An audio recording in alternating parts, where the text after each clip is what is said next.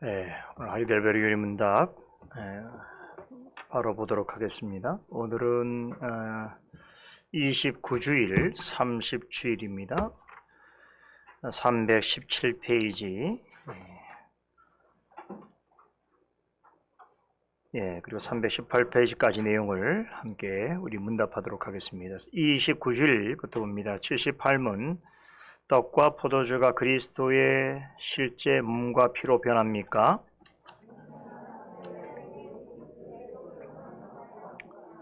말씀자체도 아니네요.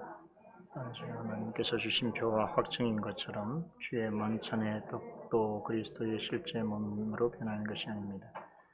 성찬의 떡을 그리스도의 몸이라고 하는 것은 성례의 본질을 나타내는 성례적 용어입니다.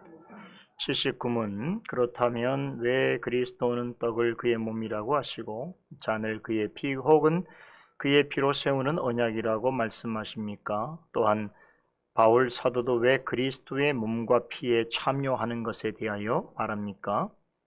그리스도께서 그렇게 말씀하시는 데는 중요한 이유가 있습니다. 마치 떡과 포도주가 육신의 생명을 유지시키듯이 십자가에 달리신 그의 몸과 흘리신 피가 우리 영혼을 영생으로 이끄는 참된 양식과 음료라는 사실을 가르치려 하셨습니다. 더 나아가서 그리스도께서는 눈으로 볼 수 있는 이러한 표와 보증으로서 우리에게 다음을 확신시키려 하셨습니다. 첫째, 우리가 그리스도를 기념하면서 이 거룩한 표들을 육신의 입으로 받아 먹는 것처럼 실제로 성령의 역사에 의해 우리가 그의 참된 몸과 피에 참여합니다. 둘째, 그리스도의 모든 고난과 순종이 확실하게 우리의 것이 되어 마치 우리 자신이 직접 모든 고난을 당하고 우리의 죄값을 하나님께 치른 것과 같습니다. 30주일입니다. 80문 주의 만찬과 로마 교회의 미사는 어떻게 다릅니까? 주의 만찬은 첫째, 예수 그리스도께서 친히 십자가에서 단번에 이루신 유일한 제사에 의해 우리의 모든 죄가 완전히 사해졌음을 확증합니다. 둘째, 성령에 의해 우리는 그리스도에게 연합되었으며 그의 참된 몸은 지금 하늘에 있고 하나님 편에서 우리의 경배를 받으심을 확증합니다. 그러나 미사는 첫째, 그리스도가 선자들이나 죽은 자들을 위해서 자제들에 의해서 지금도 매일 드려지지 않으면 그리스도의 고난에 의해서는 그들이 죄사함을 받지 못한다고 가르칩니다. 둘째, 그리스도는 떡과 포도주의 영체 속에서 몸으로 존재하기 때문에 그 속에서 경배를 받아야 한다고 가르칩니다.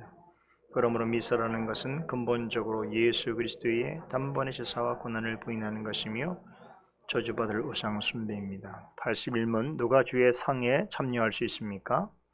자기 죄 때문에 자기에 대해 참으로 슬퍼하는 사람, 그러나 그리스도의 고난과 죽음에 의해 자기의 죄가 사여지고 남아있는 연약성도 가려졌음을 믿는 사람, 또한 자신의 믿음이 더욱 강하여지고 돌이킨 삶을 살기를 간절히 소원하는 사람이 참여할 수 있습니다.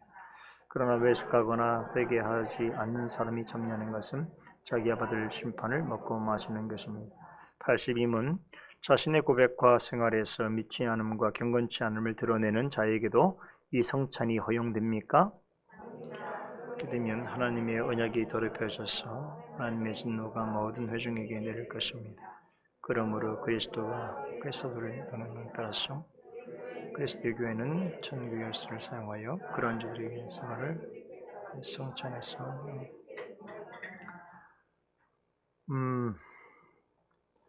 자, 이번 주를 지나고 다음 주가 되면 이제 올해 우리 마지막 한 주간을 보내게 될 텐데, 자, 올해 마지막 주일이 되어지는 다음 주 주일이죠. 12월 26일 크리스마스 다음 날입니다.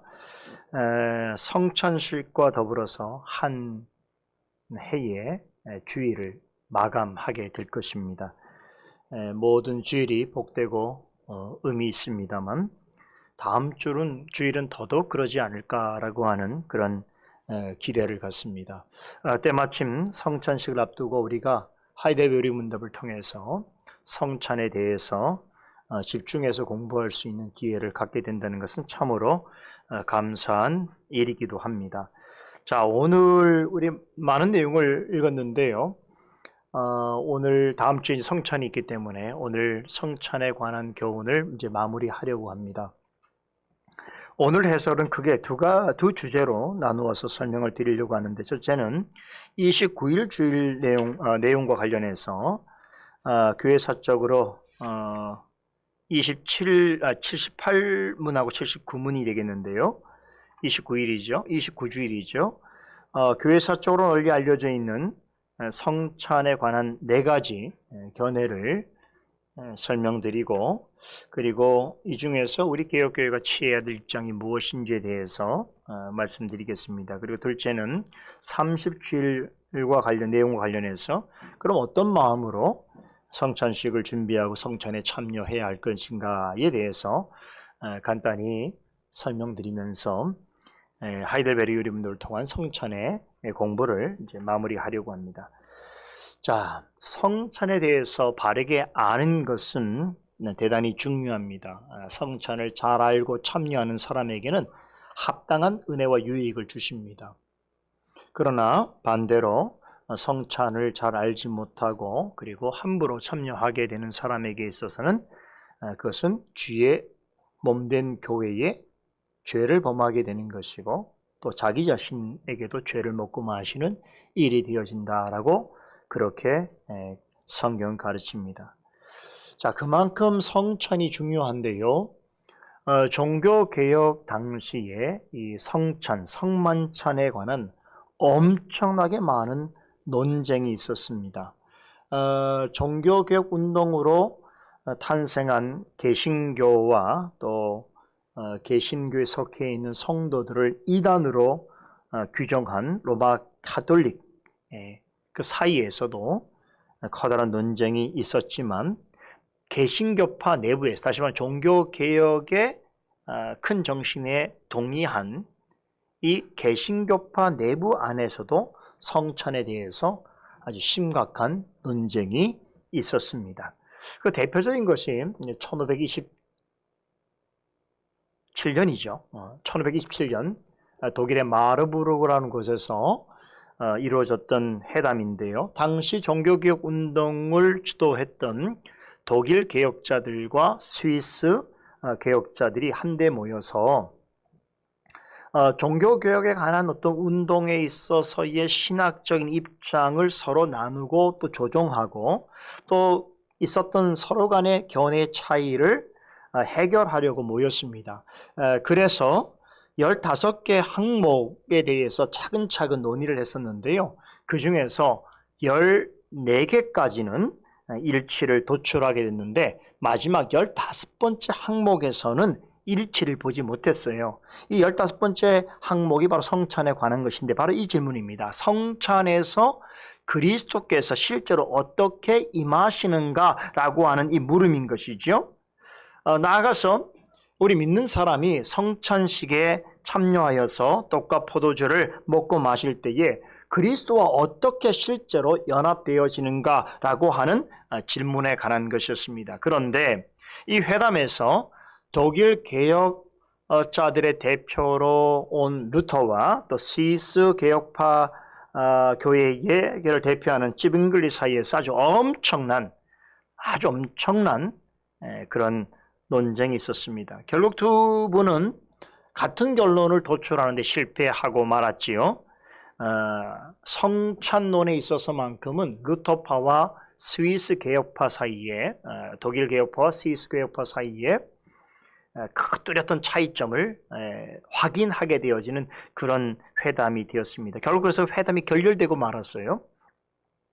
이후에 루터파는 루터의 그 주장한 성찬에 대한 이해가 루터파의 성찬론으로 고착이 되었고, 그리고 개혁파는 찌빙글리가 이 입장을 고수했습니다만 그 후대에 칼빈의 영향으로 좀 더 성경적인 입장으로 잘 다듬어지게 됐습니다. 이처럼 성찬에 대한 이해는 로마 가톨릭뿐만 아니라 우리 같은 개신교 안에서도 서로 다른 입장을 가지게 될 만큼 아주 신학적으로 민감하고 또 굉장히 중요한 그런 주제입니다. 그래서 제가 이런 부분들에서 여러분들에게 이제 역사 속에 있었던 이 성찬과 관련된 그 신학적인 논쟁을 여러분에게 설명드리려고 하면 몇 시간으로는 택도 없어요. 한 학기 정도의 시간을 신학교가라면 이렇게 가지고 이제 설명을 해야 되는데, 왜 그런가 하면요, 16세기의 종교개혁에 동참했던 거의 모든 개혁자들과 목회자들은 이 성찬 논쟁에 다 가담했다 보시면 돼요. 여기에 예외되는 사람이 없었습니다. 그만큼 당시에는 성찬론이 굉장히 중요한 이슈였고, 이 성찬론에 엄청나게 광범위하고 집중적인 그런 어떤 관심이 모여져 있었습니다. 그래서 이런 내용을 여러분들에게 한두 시간으로 설명드린다는 것은 불가능해요. 또 더군다나 이제 이 성찬론의 핵심이 되는 그리스도를 어떻게 이해할 것인가라고 하는 부분은 단지 떡과 이 포도주라고 하는 표상으로서만 아니고 한참 거슬러 올라가서 초대교회 당시에 있었던 그리스도에 대한 그 양성에 대한 이해를 하는 부분까지 또 들어가고, 또 굉장히 철학적인, 또 스콜라주의적인 그런 견해들도 우리가 다 파악을 해야 되기 때문에, 사실 이런 가르침은 여러분들까지는 구체적으로 들을 그런 계제가 아니라고 생각이 들고요. 그러나 여러분들이 조급해할 필요가 없습니다. 물론 이제 어떤 분은 목사님, 우리 교회에서 다 가르치지 않는 내용처럼 어떻게라도 배우고 싶어요 라고 하는 분도 있지 않겠습니까? 그런 분들은 어떻게 하면 됩니까? 네, 좋은 책을 보고 또 논문을 보고 또 강의를 잘 이렇게 들으시면 그런 분들에게 유익할 걸 생각이 들고, 그래도 못 견디겠다 싶으면 신학교를 가시면 돼요. 목사님, 저는 목사 될 게 아닌데요. 청강하시면 돼요. 신학교 가서 청강하셔서 이런 내용들을 잘 배우는 것도 여러분들 유익할 수 있습니다. 또 우리 교회 성도님들에게 있어서도 제가 너무 조급해하지 마시라라고 말씀을 드리는 이유는, 우리는 성찬을 언제까지 해야 됩니까? 주님 오신 날까지 해야 돼요. 그러니까 내가 살아있는 동안 우린 계속 성찬을 할 것이기 때문에 우리가 평생 동안 성찬에 참여해야 되는 그런 의무를 가지고 있고, 또 한편으로는 그런 권리를 가지고 있는 성도로서 이제 기회가 있을 때마다 성찬에 대해서 계속 배우고 익히고 하는 과정들이 있겠지요. 어떤 분이 저한테 그렇게 물어본 분이 있어요. 목사님, 제가 그렇게 오랫동안 성찬에 참여하고 성찬에 가서 많이 배웠는데 또 배울 것이 있고 또 새롭더라고, 이렇게 말씀하시더라고요. 이게 정확한 답이죠. 우리 교회에서만 하더라도 제가 1년에 4번 하는 성찬 때마다 또 이게 나올 때마다 설명을 드리는데도 불구하고 우리가 늘 배워야 될 것이 있다는 것은 굉장히 감사한 일이죠. 그만큼 깊은 샘물이 터지는 그러한 우물 것 같다고 이렇게 비유할 수도 있겠죠. 자, 그래서 지금부터 오늘 이제 핵심이 되는 우리 교회 자녀들도 있기 때문에 너무 어렵지 않게, 그러나 아주 핵심적인 내용을 좀 우리가 알아야 될 필요가 있어서, 아까 말씀드린 대로 교회사적으로 성찬에 대해서 고수한 4가지의 견해가 있는데, 자, 그런데 공교롭게도 이 4가지 견해가 공통점이 있어요. 뭔지 아세요? 다 성경을 근거로 한다는 게, 이게 참 어려운 거예요. 다 성경의 내용을 근거로서 자기의 주장을 하고 있다는 것이죠. 이 말은 뭘까요? 그럼에도 불구하고 공통된 입장이 없다는 건 성경에 대한 이해와 해석이 다르다는 거죠. 이게 있을 수 있다는 거예요. 그렇죠. 그러니까 성경만이라고 말했을 때에 우리가 합리적으로 이해하는 부분도 있지만, 성경만을 자기 입장에서 생각을 한다 그러면 다른 입장과 다를 수 있다는 거죠. 그래서 이제 성경이 가르치고 있는 객관적이고도 또 성경 전체가 어우러지는 어떤 언약의 통일성이라는 관점 속에서 성경을 이해하는 것이 대단히 중요한 건데요.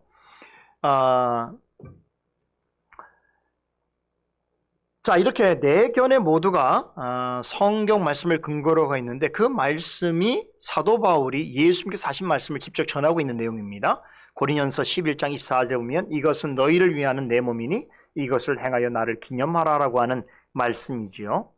자, 그런데 종교개혁 시대의 성찬 논쟁은 이 짧은 말씀을 어떻게 이해하느냐에 따라서 성찬에 대해서, 또 나아가서 성찬이 예표하는 그리스도에 대해서 전혀 다른 이해를 가지게 되었더라. 심지어는 로마 캐톨릭하고 우리가 다를 거란 충분히 이해합니다만, 개신교 안에서도 아까 루터파하고 또 지빙글리 개혁파하고 입장을 달리해서 회담이 결렬했다고 그랬죠. 이제 그런 것을 보더라도 큰 차이가 있다라고 하는 건데요. 자, 이런 부분들을 아주 신학적으로 자세히 따진다고 한다면 여러분들이 이해를 못하는 부분들이 있을 수 있습니다. 그래서 우리 성도님들이, 특별히 이제 우리 교회 자녀들도 충분히 이해할 수 있을 만큼 제가 쉽고 재밌고 재미있으려나 모르겠습니다. 보장은 안 되고 핵심적인 내용을 우리 함께 나눠보도록 하십시다.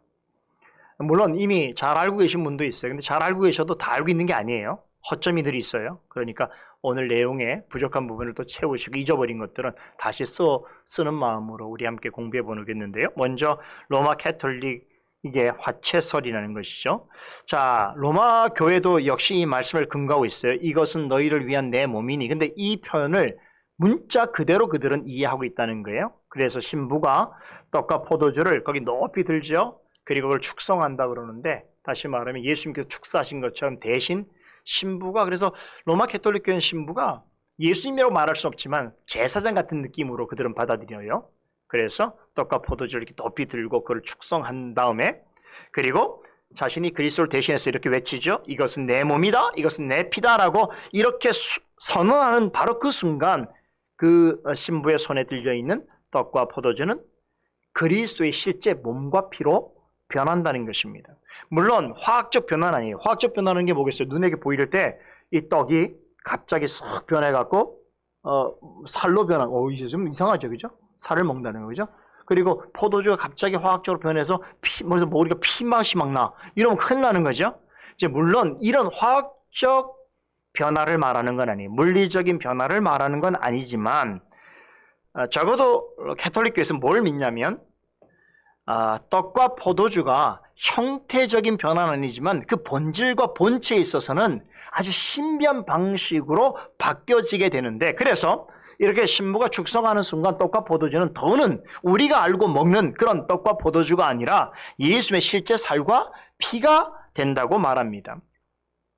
자, 여러분 생각해 보세요. 여러분들이 한번 머리 상상해 봅시다. 우리가 이제 어디 천주교회를 갔어요. 천주교회를 갔는데 미사를 드리는데 분위기도 굉장히 좀 엄숙하잖아요. 그리고 모든 것들이 굉장히 종교적처럼 느껴지잖아요. 거기다가 막 그레고리안 찬트, 막 파이프 오르간 확 나오고 그렇잖아요. 그리고 신부님들이 이렇게 구별된 가운을 입고 막 나와서 이제 그 행위를 한다고 생각해 보세요. 거기 내가 참여하는데, 와, 입을 벌리는 순간 그 신부님이 나에게 입에 탁 넣어주는 그 떡이 예수님의 살이야. 그리고 지금 내가 먹는 이 피가 글쎄 세상에 하나밖에 없는 예수님의 피야 라고 생각하는 순간 여러분들이 어떤 마음으로 성찬에 참여할 것 같아요? 만약에 제가 로마 캐톨릭, 그러니까 천주교인이라면 아마 그 순간은 내가 그냥 예수님 앞에 서 있는 것처럼 느껴지거나, 아니면 내 몸이 예수님의 몸처럼 변하는 느낌을 받거나, 엄청난 그걸 느껴보지 못해서 한번 참석해야 되나? 근데 하여간 뭔가 그 느낌이 다를 것 같아요. 얼마나 경이롭고 은혜롭겠습니까? 다른 것도 아니고 예수님의 실제 살과 피를 먹고 마신다고 하는데요. 그렇지 않나요? 그래서 여러분들 같은 표정을 보면서 로마 캐톨릭 교인들이 우리가 드리는 개신교의 성찬을 비웃어요. 아유, 저 봐라. 저렇게 얼굴에 무관심하고 성찬이 와도 저렇게 관심도 없고 떡과 포도주 먹는다고 그래도 저렇게 감격이 없는 사람들 같으니 우리 교회를 봐라, 이렇게 말할 수 있는 거예요. 여기에 비해서 우리 개신교인들은 사실은 무표정이거나 어떻습니까? 자유하죠. 아까 성경 안 읽는 사람들처럼 그냥 자유해요. 생각 없이 사는 거죠. 그냥 먹고 마시고 이렇게 할 수 있는 거죠. 왜 그런지 제가 오늘 설명드리겠어요. 뭐가 문제인지 우리 안에. 여하튼 간에, 자, 그런데 이렇게 신비롭고 경이로운 일을 그들이 경험하기 때문에 사실은 그 성찬에 참여하는 건 굉장히 절실해요. 그래서 이 로마 천주교인들은요, 다른 거는 그냥 지나가도 미사에 참여하지 않는 거는 이건 절대로 있을 수 없어요. 왜냐하면 미사는 실제로 구원을 이루는 방편인데다가 또 중요한 것은 그 미사 때마다 뭘 합니까? 성찬을 참여하잖아요. 그 성찬을 통해서 먹는 예수님의 살과 피가 곧 나에게 들어오게 되면 내 구원을 보장해 주는 것이란 말이에요. 그러니까 미사에 참여를 하면 구원의 은혜가 나에게 주어지고, 그 성찬에 참여하면 예수님의 피와 살을 먹게 되므로 내가 구원을 보장받는데 그거 안 하겠어요? 그건 정말 목숨같이 해야 되는 일이에요. 그렇죠. 전쟁 나가서 죽는 중에도 종군 그 신부가 그 성찬통 들고 가서 거기서 개인 성사한단 말이에요. 이건 왜냐면 이게 그렇게 중요한 일이에요. 그들은. 왜 그런가 하면 이 예식에 참여하기만 하면 참여하는 것으로 이미 구원을 확보하거나 구원을 이룰 수 있는 은혜를 보장받기 때문인 것이죠. 로마 교회에서 행하는 그래서 성찬은 그런 면에서 되게 엄숙하고 거룩하고 은혜로운 예식처럼 보입니다만, 그러나 문제는 뭐냐? 로마 교회의 성찬은요, 굉장히 이루 말할 수 없을 만큼의 비성경적인 교리들과 미신들을 양산해 버렸어요. 사실 로마 교회에서 평신도들이 포도주를 마시게 된 것은 얼마 되지 않습니다. 18세기, 19세기까지도 그들은 일반 성도에게는, 신자들에게는 포도주를 주지 않았습니다. 왜 그런지 아세요? 떡은 먹을 수 있어요. 떡은 떨어져도 주워 먹으면 돼요. 근데 피가 쏟아지게 되면 피는 어쩔 수가 없어요. 그래서 예수님의 피를 쏜다고 생각해보세요. 흘린다고 생각해보세요. 그죠? 이거는 상상할 수 없는 큰 죄가 되는 거죠. 그래서 지금도 어떤 교회에서는요, 어떤 천주교에서는 이 신부가 직접 성도들이 입에다가 이렇게 줍니다. 떡도 자기가 이렇게 먹는 게 아니에요. 어떤 교회, 물론 다 그런 건 아닌 것 같아요. 근데 대부분의 로마 교회에서는 자신이 떡을 집지 않고 입을 벌리면 거기에다가 이제 사람의 입에다가 직접, 귀한 거니까 그것을 넣어주고, 그리고 포도주 같은 경우도요, 평신도들이 먹었다가는 이게 흘리면 큰일 나니까 전체를 대신해서, 평신도들을 대신해서 신부가 혼자 그걸 들이켜 마셔요. 그 보는 앞에서. 여러분도 다 마신 겁니다. 우린 그리스도 안에 한 몸이니까 이렇게 하고 넘어가기도 합니다. 그런 것이 사실 미신이죠. 마시다가 한 방울이라도 남기든지 쏟게 되어지면 결국 예수님의 피를 헛되게 취급하는 것이라고 생각하기 때문인 것이죠. 떡과 포도주가 예수님의 실제 몸과 피라고 여기기 때문에, 그래서 그걸 받을 때 어떡합니까? 절을 합니다. 혹은 무릎을 꿇어서 경의를 표합니다. 여러분 보셨지요? 로마 교회에서 천주교 사는 거 보셨어요? 그래서 이렇게 성찬할 때는 앞에다 나와서 이렇게 무릎을 꿇고 이렇게 입을 벌리죠. 자, 이렇게 하다 보니까 로마 교회에서는 예수님의 실제 몸과 피를 건네는 사람, 누구예요? 사제들은 매우 특별한 존재로 인식될 수밖에 없는 것이죠. 교황이나 주경 같은 이는 사실은 종교의 로마 교회에서는 절대 권력을 가지고 있다라고 해도 과언이 아닙니다. 많은 사람들은 이들을 구약 시대의 제사장급으로 그렇게 이해합니다. 로마 교회에서는 말로는 성찬은 주님의 죽으심과 은혜를 기리는 예시라고 말하지만, 실제로는 이 떡과 포도주 자체가 예수님의 몸과 피기 때문에 주님처럼 돼야죠. 그래서 제가 말씀드렸죠. 낭시라는 곳에 이렇게 모셔두고 거기를 향해서 그들은 늘 절을 하고요. 절대 그걸 함부로 취급하지 않아요. 왜냐하면 예수님의 몸과 피기 때문에요. 거기 미신이 나오는 거죠.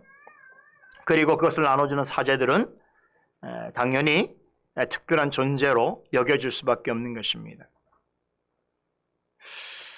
이 로마 교회에서 행하는 미신은 다 이루 말할 수 없는데, 예를 들면 이런 거 있어요. 어느 성당에서 베푸는 그 떡은요, 좀 신령하고 아주 치유하는 능력이 있어서 예수님 몸인데, 그래서 그거를 몰래 어떻게 얻어다가, 예를 들면 그거를 아주 고운 가루로 빻아갖고, 그리고 그거를 정한 시간에 해서 어디에 타서 몇 번을 들이키고 기도한 다음에 마시고 하는 일들이 일상적으로 일어나요. 왜냐하면 이제 이렇게 이제 떡과 포도 자체를 예수님의 몸과 피라고 생각하니까 거기서 어떤 구원에 대한 은혜뿐만 아니라 어떤 효염, 예수님께서 기적을 일으킨 것 같은 그런 효염 자체가 나올 수 있다고 그들은 믿게 될 수밖에 없는 것이죠. 이런 것들이 교회 전례나 신앙 전통의 이름으로 로마 교회 안에는 많이 행해지고 있습니다. 이런 이유 때문에 종교개혁자 루터는 로마 교회의 성찬을 가리켜서 바벨론의 포로된 그런 교회라고 묘사했습니다. 그리고 오늘 우리가 살펴보고 있는 하이델베르 요림도 80문 보시면 80문의 맨 뒤에 보니까 뭐라고 말해요? 한번 보세요. 그러므로 미사라는 것은 근원적으로 예수 그리스도의 단번의 제사와 고난을 부인하는 것이며 뭐라고요? 저주받을 우상 숭배라고 그랬어요. 굉장한 표현이죠. 미사는 저주받을 우상 숭배다. 그렇죠. 그래서 우리는 이런 이유 때문에 로마 교회의 미사를 뭐 경험상 보거나 참관할 수 있어도 그것을 참된 예배로 우리가 드리는 것은 바람직하지 않습니다. 우상 숭배에 우리가 동조하는 것이 되는 것이니까. 하나만 더 지적하면 로마 교회에서는 떡과 포도주가 실제로 예수님의 살과 피로 변한다고 믿기 때문에 여러분 로마 교회에서의 미사는 진정한 예배일 수 없어요. 여러분 진정한 예배는 뭐냐? 예수 그리스도께서 십자가에서 이루신 구속의 그 은총, 그 은총의 완전성을 저희가 믿고 그리스도께서 단번에 우리의 모든 죄를 사하실 뿐만 아니라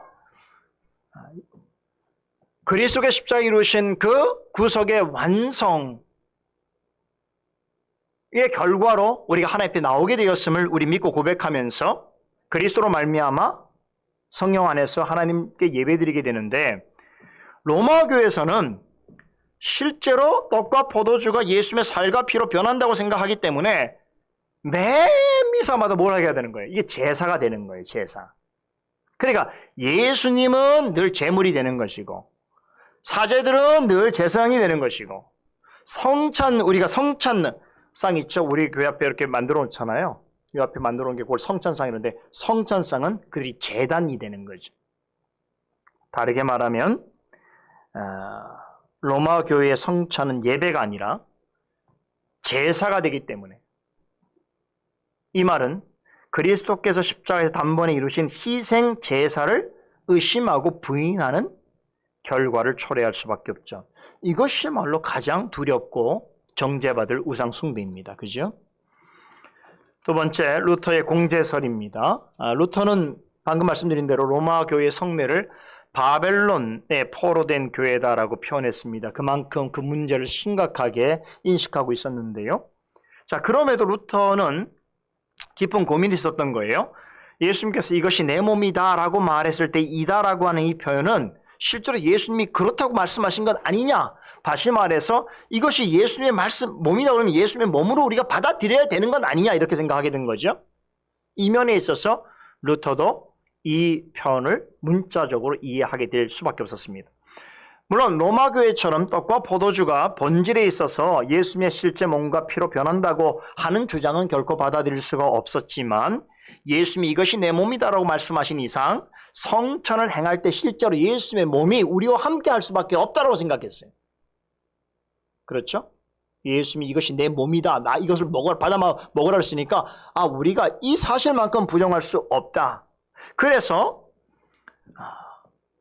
그럼 예수님께서 성찬을 통해서 우리에게 그 육신이 어떤 방식으로 임재하냐고 했을 때에 로마 교회에서는 떡과 포도주가 실제로 예수님의 몸과 피로 바뀌는 걸로 얘기했지만 루터는 예수님의 몸과 피가 실제로 변한다라기보다는 오히려 그 표상하는 떡과 포도주 그 가운데 그 사이에 그 아래에 그리스도께서 실제로 임재하신다고 봤던 거예요. 자, 왜 이렇게 이해하겠냐면 여기는 루터의 독특한 그 그리스도의 양성에 관한 어떤 이해가 반영된 것인데요. 자, 그리스도의 양성이라는 그리스도는 신성을 가지고 계시고 인성을 가지고 계신다는 뜻이죠. 근데 루터는 어떤 생각을 했냐면 그리스도의 신성과 인성은 이건 분리될 수 있는 게 아니야. 다시 말하면 신성과 인성에 따라서 그것은 언제든지 교류가 가능하다고 생각한 거예요. 다시 말하면 신성에는 신성의 고유의 특징이 있을 것이고 인성에는 인성의 고유한 특징이 있을 것인데 루터는 그리스도의 신성과 인성의 구별성보다는 오히려 이것이 언제든지 상호 호환성이 있다고 판단하게 된 거예요.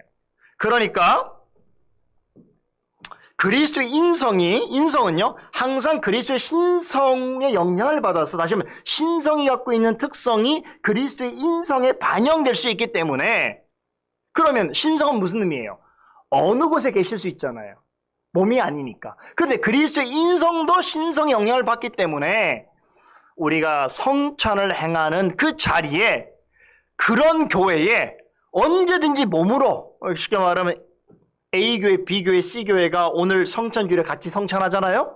그러면 루터의 입장에서는 어떻게 이해할 수 있냐면 서로 다른 공간에서 성찬을 하더라도 그리스도의 인성은 신성의 영향을 받기 때문에 그 인성도 어느 때든지 임재할 수 있다 이렇게 보게 된 거죠. 자, 이거를 좀 어려운 말로 속성 간의 교류라고 하는 말인데요. 그리스도의 신성과 인성은 서로 교류가 가능하다는 것이죠. 이런 교류성 때문에 그리스도의 신성이 있는 곳에는 그리스도의 인성이 항상 있고, 그리고 인성이 있는 곳은 신성이 반영될 수 있다라고 이야기하게 되면서 결국 루터의 그 공제설의 성격은 그리스도의 인성이 신성처럼 어느 곳에나 나타날 수 있다라고 하는 결론에 이르게 된 거죠. 이런 이해를 바탕으로 해서 루터는 이제 우리가 그리스도가 어디 계시냐고 했을 때 루터도 그리스도는 지금 하늘나라 하나님 우편에 계신다라고 얘기했죠. 그런데 하늘에 계신 그 그리스도께서 지금 성천식 할 때는 이게 내 몸이고 내 피를 먹고 마시라고 그랬으니까 그럼 어떻게 하시죠? 내려오셔야 되잖아요. 그럼 내려오시려면 실제 몸을 가지고 내려오실 수 없으니까 하늘나라에 몸으로 가지고 계시니까 그럼 뭘로 오셔야 되냐면 아까 말씀드린 것처럼 성찬을 통해서 성찬의 표지가 되는 예수 그리스도를 표지가 되어지는 떡과 포도주 위에 가운데 아래에 임재하신다고 봤던 것이죠. 그래서 그리스도께서 이렇게 인성적으로 성찬 가운데 임재할 수 있다라고 했기 때문에 여기 한 가지 공자와 있을 제자를 사용해서 한 가지로, 다시 말하면 그리스도의 몸과 인성과 그리고 떡과 포도주가 함께 공존한다라는 뜻에서 바로 공제설이라고 부르게 된 것입니다. 사실 저는 이 루터의 성찬에 대해서 이렇게 주장하는 부분을 저는 10분 이해합니다. 무슨 얘기하면 루터 입장에서는 로마 교회의 화채설, 즉 그 떡과 포도주가 본질에 있어서 변한다라고 하는 그 부분과 차별을 두면서도 실제로 성찬 앞으로 나갈 때 그리스도의 임재가 있다는 사실을 우리가 기억할 때, 그럼 그리스도의 임재를 어떻게 우리가 실제로 경험하는가라고 했을 때 루터는 이렇게 실제의 떡과 포도주 가운데 그리스도께서 임재할 수 있다는 주장이 있어야만 우리가 그리스도의 임재를 바라보면서 성찬 앞으로 나갈 수 있다라고 하는 그런 신앙심의 발로였다는 것을 저는 알고 있습니다. 그러나 그럼에도 불구하고 이 견해를 우리 개혁교회는 받아들일 수가 없습니다. 여기에 이제 아까 찌빙글리의 논쟁이 생기게 됐는데, 그 이유는 가장 먼저는 이것은 내 몸이라고 하신 이 말씀을 어떻게 이해해야 되냐고 했을 때 기본적으로 개혁교회에서 문자적으로 이해하지 않습니다. 그렇죠? 그럼 이것을 문자적으로 이해한다 그러면 로마 캐톨릭 교회가 문자적으로 이해한 거와 어떤 차이가 있냐고 했을 때 사실 깊이 들어 설명하면 사실은 루터가 극복을 못해요. 약점이 돼버려요. 그 화채설, 공제설이라고 우리가 좀 바꿔서 얘기하지만 실제로는 들어가서 설명하면 문자적으로 바뀌어서 그리스도의 몸이 우리와 함께 한다는 그 데에 있어서는 같은 공통된 입장을 가진다고 볼 수밖에 없는 거죠. 이런 비난을 피할 수가 없습니다. 둘째로 더 심각한 문제는 그리스도의 인성에 대해서 잘못된 이해에서 비롯되었다는 것을 지적하지 않을 수 없는 것이죠. 루터의 공제설에 따르면 그리스도의 신성은 인성처럼 모든 곳에 존재할 수 있습니다. 그렇게 되면 그리스도 인성이 가지고 있는 독특성이 사라지게 되는 것이, 우리가 보세요. 예수님께서 공생의 활동을 하실 때나 심지어 부활하셔서 부활체를 갖고 계셨을 때도 신성과 인성은 항상 구별되었어요.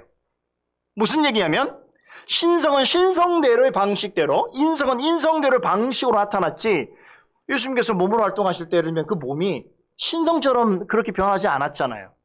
예수님이 어느 한 공간에 계실 때는 그쵸, 그 공간 속에만 계셨던 것이지 몸으로 여러 곳에 이 신성이라는 것은 모든 곳에 있는 거잖아요. 그런 방식이 아니었단 말이에요. 이렇게 예수님의 공생애 뿐만 아니라 부활하신 모습도 인성은 인성이요 신성은 신성인 방식대로 그렇게 나타나셨다는 거죠. 자, 오늘 우리 오전에 우리가 12월 달에 매주 신앙 고백하는 내용이 뭐죠? 칼케톤 신조죠. 칼케톤 신경이 이 부분을 이렇게 설명하고 있어요. 아주 자세히 잘 설명하고 있는데, 여러분들 이런 내용을 우리가 고백하는 것이 의미 없는 게 아니에요. 13페이지 보시면 여기 한번 더 볼게요. 칼케톤 신경에 보니까 이렇게 표현하고 있어요. 제가 두 번째 패러그래프 한번 읽어보겠습니다. 우리는 성자이시여 주님이시여 독생자이신 유일하신 한 분 그리스도를 고백합니다. 그분은 두 본성으로 인식된데, 두 양성이 있다고 그랬죠? 두 본성이 혼합되지도 않으며 변화되지도 않으며 분할되지도 않으며 분리되지도 않음을 인정합니다. 인격적인 통일을 이룬다고 해서 양성의 구별이 없어지는 것도 아닙니다. 양성의 구별이 없어진다는 건 뭐예요? 이게 신성인지 인성인지 전혀 구별하지 않는 방식이라는 것이죠. 오히려 각 본성의 특징이 보존되면서 신성은 신성의, 인성은 인성의 특징이 보존되면서 이 양성이 하나의 인격과 자질로 일치를 이룬다. 이게 바로 이제 칼케톤 신경의 고백이고 우리 개혁교회가 받아들이는 입장인 것입니다. 자, 그런데 공제설을 그대로 받아들이게 되면 예수님의 몸과 피는 하늘과 땅에 동시에 존재할 수 있게 되어지는 것이고 또 심지어 이곳저곳에서 나타날 수 있습니다. 사도행전 3장 2절에 만유를 회복하실 때까지 하늘이 마땅히 그를 받아들이라는 말씀이 있죠. 그래서 하늘이 마땅히 그를 받아주신다는 것은 그리스도께서 재림하시기 전까지는 그리스도의 인성이 하늘나라에 계시는 방식으로 있다라고 하는 말씀인데 이런 말씀이 공제설에는 설명이 안 되죠. 그죠? 그러면 그리스도의 몸이 하늘에만 있는 것이 아니라 만유 때, 다시 말하면 만유가 회복될 때는 마지막 심판 때죠. 재림 때죠. 그런데 재림하시기 전에도 육체적으로 언제든지 그리스도께서 육체적 임재가 가능하다는 거예요. 그래서 문제가 뭐냐면 왜 루터 교회는 로마 캐톨릭 교회를 극복하고 종교개혁으로 나타난 데 불구하고 아까 우리 아침에 예배학 볼 때 뭐였어요? 예배학 볼 때 보니까 예배의 정신이 로마 교회는 원리는 자의적이고 루터 교회는 뭐라고 그랬어요? 허용적이라고 그랬죠. 근데 교회 모습 보니까 약간 비슷하죠. 로마 교회뿐만 아니라 루터 교회도 보면 교회 안에 뭐 그림들이 덕지덕지 붙여져 있어요. 그리고 형상들이 많아요. 이런 게 다 뭐냐면 바로 그리스도의 그 인성이 나타날 수 있다고 생각하기 때문에 그래요. 그래 심지어 십자가만 걸어둔 게 아니라 십자가 위에 고통받으신 예수님이 인성적으로 고통받으시는 모습이 이렇게 있어요. 항상. 그건 뭐냐면 그리스도의 그 육체적 임재, 육체적 만남을 늘 그리워해요. 그래서 그런 것들 어떤 방편으로, 어떤 조형물로, 그림으로, 어떤 상징으로 묘사를 많이 하죠. 이게 이제 우리가 와닿는 면이에요. 어떻게 이렇게 하는 행위가 다 사실은 이 성찬론에 모두 들어가 있어요. 논쟁 가운데.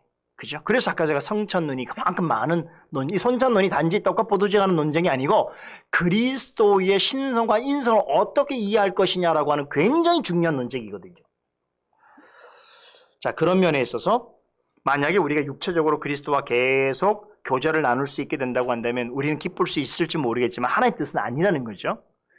그래서 이런 문제 때문에 이 루터 교회에서도 로마 교회의 화채설처럼 이 공제설에도 많은 문제점과 미신이 야기되어지는 거예요.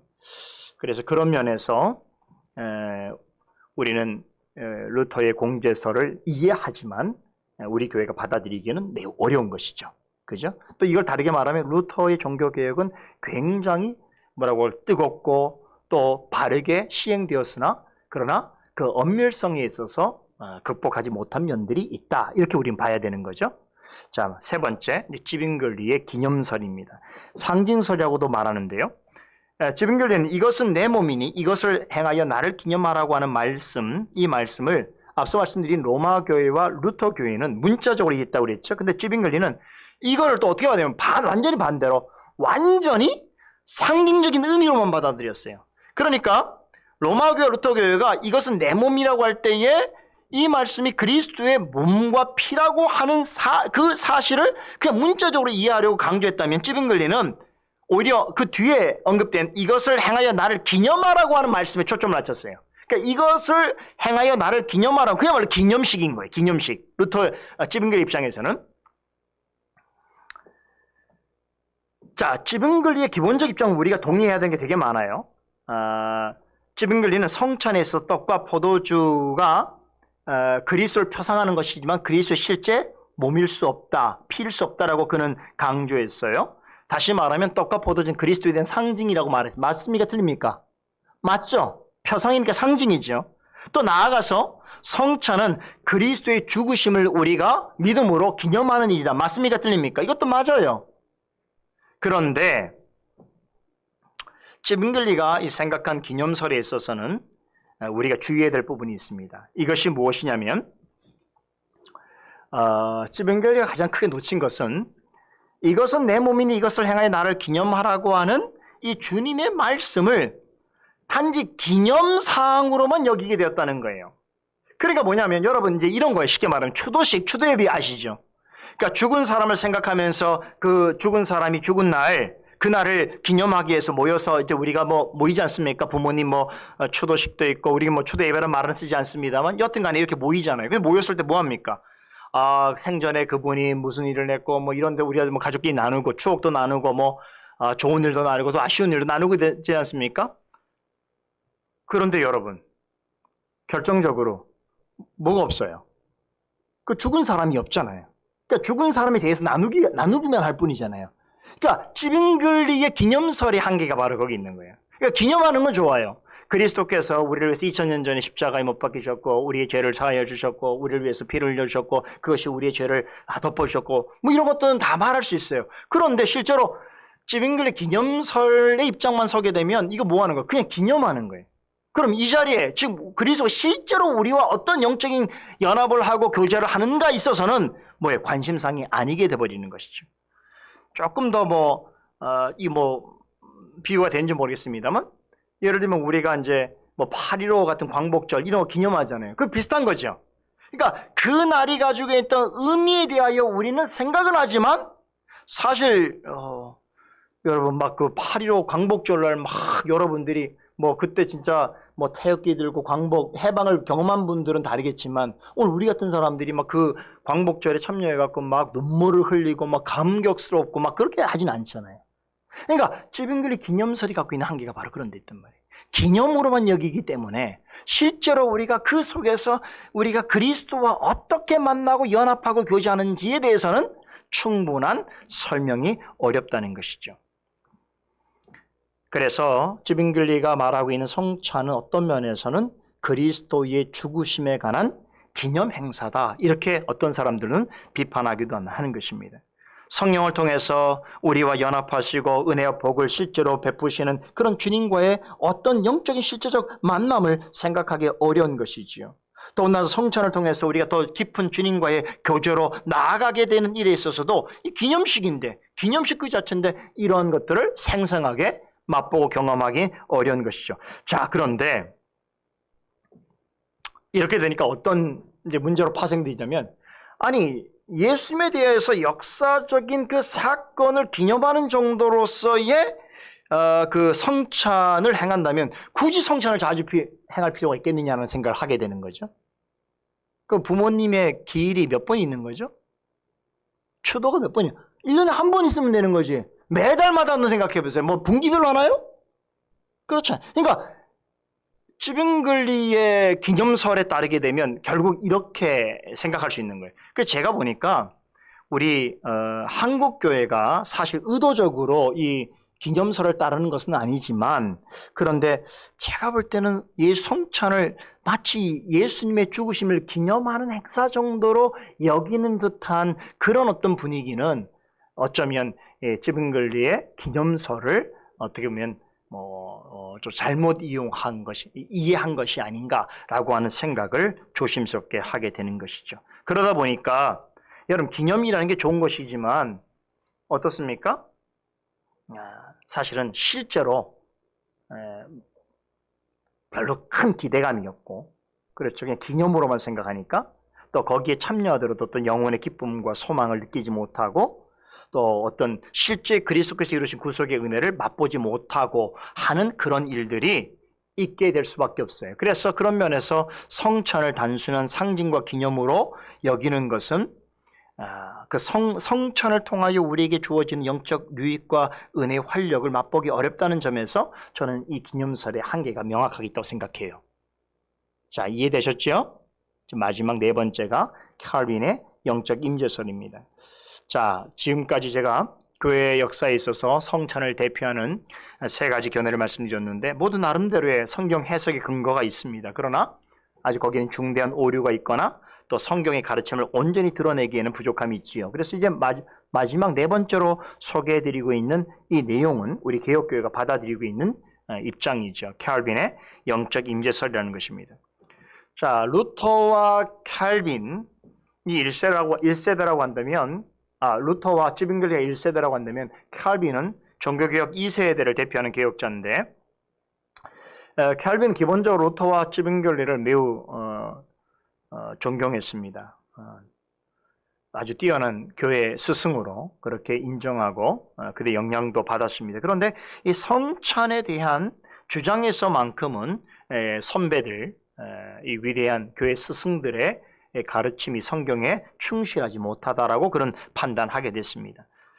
자, 그러면 이제 다시 가장 중요한 질문이 되는 게 성찬에 있어서 그리스도께서 어떻게 임재하시느냐, 그래서 성찬에 참여하는 자들과 어떻게 연합하시느냐라고 할 때 캘빈은 그리스도가 실제 몸과 피를 가진 채 우리에게 임하신다라고 볼 수가 없다. 이건 이제 로마 교회와 루터 교회의 그 입장을 반박한 것이고, 또 한편 그렇다고 해서 이 거룩한 예식을 어떤 상징이나 기념하는 일로서만 받아들이는 것도 이건 성경에 합당치 않다. 지빙글리의 견해를 반박한 것이지요. 그래서 로마 교회의 화채설과 루터의 공제설에 대해서는 육체적으로 임하시는 것이 아니라 영적으로 임재하신다라고 하는 점을 강조하였고, 지빙글리의 기념설에 대해서는 성령의 역사에 의해서 실제로 임재하신다는 것을 강조했습니다. 따라서 믿음으로 성찬에 참여하게 될 경우에 우리는 성령에 의해서 그리스도의 임재를 경험할 수 있을 뿐만 아니라 그분이 베푸시는 실적인 은혜를 받아 누릴 수 있다는 것이 이 칼빈의 영적 임재설의 핵심인 거예요. 그래서 이 점에 있어서는 그 영적 임재설의 핵심 중에 한 가지는 성령의 사역이 있어요. 성령께서 그리스도의 영적인 임재를 우리에게 경험하게 하시고, 그리고 그리스도의 십자가에서 이루신 모든 구속의 은혜를 성령께서 우리에게 말씀을 통해서 전해주시는 그런 역사가 있다는 것이죠. 이 부분이 이제 하이델베르 요리문답의 79문 보세요. 79문답에 잘 정리가 되어 있는데, 79문답 내용과 관련해서 보게 되면 영적 임재설은 이러한 교훈을 가르치고 확신합니다. 먼저 무엇을 가르치는가 하면 성찬은 십자가에 달리신 그리스도의 몸과 피가 우리의 영혼을 영생으로 이끄는 참된 양식과 음료라는 사실에 대해서 가르치고, 그죠?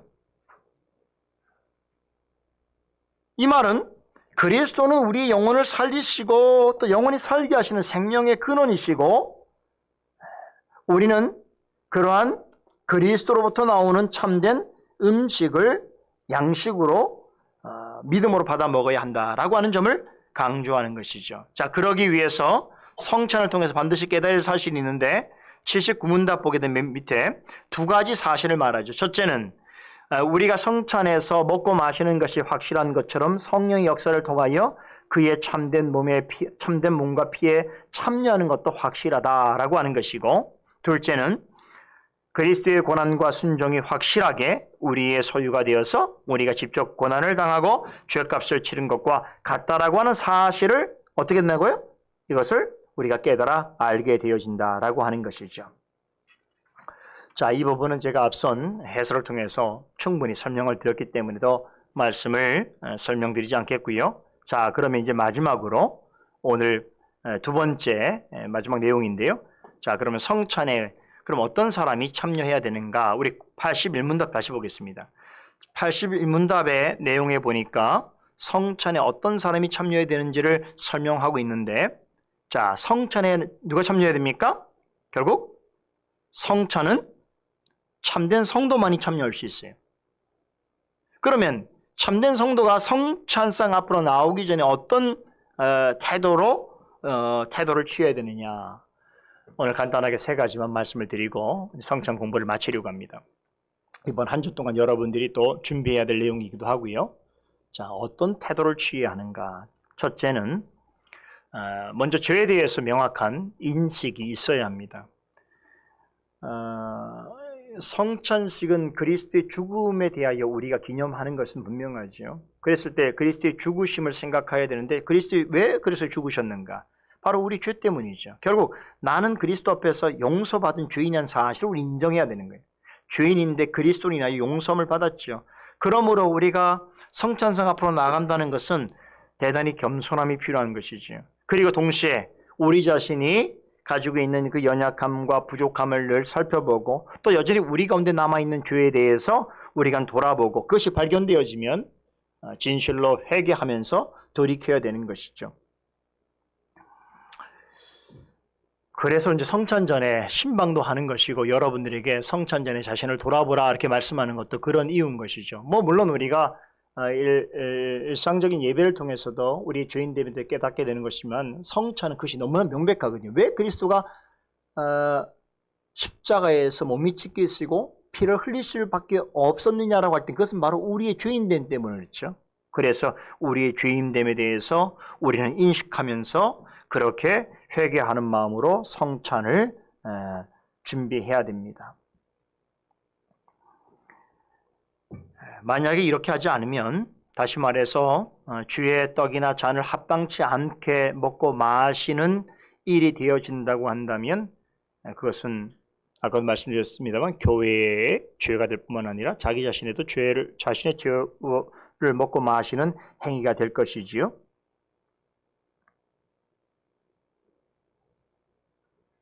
여러분, 근데 이 부분에서 한 가지 생각해 볼 게 있어요. 뭐냐면 그래서 이번 한 주 동안 내가 나의 잘못에 대해서 나의 부족함에 대해서 이렇게 생각해 보다 보니까 내가 주님 앞에 정말 죄인이구나 생각이 들어서 그 생각 때문에 매번마다 성찬에 참여하지 않는다면 어떻게 될까요? 이건 지나친 교만이 됩니다. 그러니까 용서받은 죄인이 참여한다고 그랬죠? 그러니까 내가 이런 죄인이지만 나를 위하여 이런 일을 하셨고 또 내가 진실로 회개할 때 나의 죄를 용서해 주실 것에 대한 믿음을 가지고 성찬에 참여해야 되는데 성찬식이 올 때마다 그냥 나는 날 죄인이라고 성찬에 참여하지 않는 사람은 사실은 엄밀히 말하면 주님께서 용서하시는 것에 대한 은혜를 깨닫지 못하는 사람이에요. 여러분들이 성찬에 참여하는 것은 의무뿐만의 권리입니다. 그런데 어떤 일 때문에 뭐 이런 경우는 있을 수 있어요. 이번 성찬에는 내가 특별한 어떤 일 때문에 너무나 마음에 걸림이 생겨서 주님 정말 제가 참여할 자격을 가지고 있는 사람이지만 참여하지 못하는 저를 용서해 주세요라고 하는 건 이해할 수 있지만 매번마다 그렇게 이유 때문에 참여하지 않는 것은 실제로는 그것은 매우 교만한 것이고 성찬을 제정하신 주님의 뜻에서 벗어지는 것입니다. 또 한 가지 기억하셔야 될 것은 교회로부터 징계를 받은 사람, 수찬 정시를 받은 사람은 성찬에 참여할 수 없어요. 이게 뭐 대수롭냐고 생각하면 안 됩니다. 물론 이제 우리 교회 같은 경우는 뭐 수찬 정제를 받는 사람이 없겠습니다만 그러나 만일에 우리 교회에서 행할 수 있는 가장 큰 출교 전에 할 수 있는 출교가 맨 마지막이죠. 출교는 이방인처럼 여기는 거니까 이건 정말로 엄청난 사실은 형벌인데 그 전이 수찬정지예요. 수찬정지에 우리 교회에서 참여하지 못하게 된다는 것은 뭐 어떤 의미냐면 매우 위중한 상태라는 거예요. 정말 주님 앞에 회개하고 돌아오지 않으면 주님의 자녀가 아니 될 수도 있다라고 하는 그런 엄중한 표시예요. 그래서 행여나 수찬정지 때문에 성찬에 참여할 수 없게 되면 그것은 대단히 부끄러운 일로 생각하고 주님 앞에 죄를 회개하고 그 회중이 받아들일 수 있을 때까지 회개표를 제시해야 됩니다. 그렇죠? 성찬이 너무나 중요한 것이에요. 두 번째, 그리스도께서 우리의 모든 죄를 사하여 주셨다는 믿음을 가지고 기쁨과 소망 가운데 참여하셔야 돼요. 제가 지난주 말씀드렸죠. 성찬은 장례식이 아니에요. 장송곡을 부르는 시간이 아닙니다. 그리스도는 죽으셨지만 부활하셨잖아요. 그래서 우리가 그리스도의 죽으심에 관해서 기억은 하지만 그 죽으심이 우리에게 슬픔으로 오는 것이 아니고 부활로 해서 우리가 소망을 주는 죽으심이잖아요. 그래서 여러분 생명을 주시고 생명의 근원이신 주님께서 그 생명을 우리에게 나눠주시기 위해서 마련한 그러한 기쁨의 만찬이 있죠. 그런 만찬에 우리는 어떻게 해야 됩니까? 생명의 떡과 잔을 우리에게 나눠주시겠다는데 여러분 여기 안 나오지 않을 수 있겠습니까? 이렇게 기쁨으로 반응하지 않을 수 있겠습니까? 그래서 어떤 면에서는 이 성찬은 영혼의 생명을 공급해주는 영혼의 잔치라고도 말할 수 있어요. 너무 성찬을 뭐라고 할까요? 제가 지난주 말씀드린 것처럼 너무 슬퍼하고 괴로워하고 고통스러워하는 의미로 받아들이면 안 돼요. 오히려 성찬은 여러분들이 누구에게 정말 이렇게 만찬에 초대받을 때 얼마나 기쁩니까? 얼마나 설렙니까? 그런 마음으로 성찬에 참여하셔도 됩니다. 그렇게 하시려고 애를 써야 됩니다. 세 번째, 성찬에 참여하기 전에 우리가 준비해야 될 태도는, 자, 성찬은요, 주님께서 자신의 지체들을 초대하시는 거란 말이에요. 그러면 내가 주님의 지체가 되어 있는 존재구나 라는 생각뿐만 아니라, 그래서 주님을 잘 받들고 나아가서 주님의 한 몸 안에 있는 지체에 있는 성도들과 성령 안에서 하나가 되길 위해서 애를 써야 됩니다. 굉장히 중요합니다. 우린 성찬을 통해서 그리스도와도 연합을 하고 그리스도의 지체인 성도들과도 연합하는 거예요. 그래서 성찬이 다가오면 여러분들의 그 그리스도 안에서 형제애, 그러니까 더 넘쳐나야 돼요. 형제를 더 사랑하고 더 그를 위하고 격려하고 위로하고 권면하는 일들이 더 많아져야 돼요. 성찬은 자신만 먹고 마시는 것이 아니고, 그래서 성찬은 어떻습니까? 우리가 하나님의 가족이고 그리스도의 지체라는 것을 알려주기 위해서 떡도 하나에서 다 띄는 거예요. 한 떡을 떼는 것이고 한 잔에서 나오는 포도주를 마시는 거잖아요. 하나라는 사실을 우리가 깨달아요. 이게 성찬이 주는 굉장히 긍정적이고도 적극적인 그런 실제 교훈입니다. 다음 주에 성찬을 그런 마음으로 참여하시면 좋겠습니다. 덧붙여서 이제 마지막 PS로 하나만 더 말씀을 드리면, 자, 성찬을, 이건 뭐 꼭 오늘 우리 교훈 여기 요리문답을 가르치는 말은 아니지만 제가 여러분들에게 말씀을 좀 드리고 싶은 것이 있는데, 성찬식은요 예식이죠. 예식이라고 하는 건 생각해보세요. 여러분들이 바깥에서 어떤 예식 갈 때 어떻게 합니까? 예식 갈 때 옷이 있잖아요. 예식 갈 때 태도가 있잖아요. 그런데 왜 성찬할 때는 대충 생각하지요? 그래서 성찬할 때도 여러분이 몸과 마음을 단정히 하는 습관이 있어야 돼요. 옷을 사라는 건 절대 아닙니다. 사드릴 힘도 없고요. 그런데 예식이라는 생각을 가지고 여러분 생각하셔서 옷을 좀 더 단정하고 또 깨끗하고, 그래서 여러분 우리가 있잖아요. 옷이 날개라고 그러나요? 옷 입고 날아갈 일 있나요? 근데 옷은 그 사람의 인격이기도 해요. 어떤 면에서는.